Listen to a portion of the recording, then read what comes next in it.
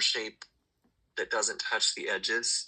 I'll end up with 3 threads on the top here and 1 thread on the back that needs to be buried. And there are self-threading needles that people use. I don't like them because they're either too loose or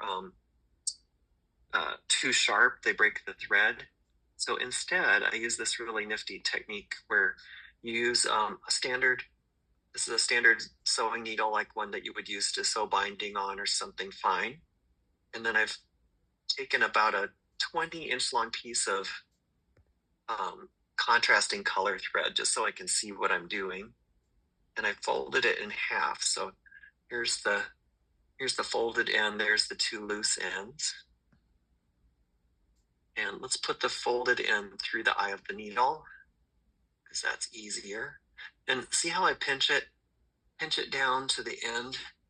My camera can focus on this. I've got the folded thread pinched, and then I'm placing the eye of the needle over that. That makes it easier to thread. Okay.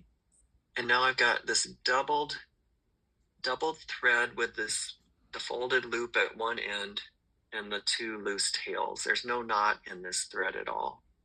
Okay. And this is going to be our working thread that we use to pull these threads to the back or to the inside. Starting by inserting the needle right where the threads come out of the quilt top.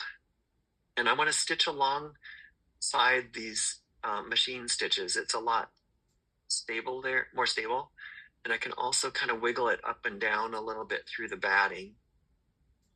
And before you pull it through, check the back and make sure your needle didn't pass through all the way to the back. You need it to be in the batting itself. And then we're going to pull this part way through until the loop appears. Okay. Here's the loop. Get my fingers to work. There it is. Okay. Come a little bit closer. All right, so here's the loop. I'm going to place the loop on top of the threads I want to bury, and then reach inside and grab them and pull them into the loop. So it's kind of like a bear trap, if you can imagine. And I'm going to trap those threads by now tugging on the helper thread, pulling it down. It's the loops, comes down and grabs those threads and pulls it under and drags it through to the other side and out the hole. Hang on, stuck.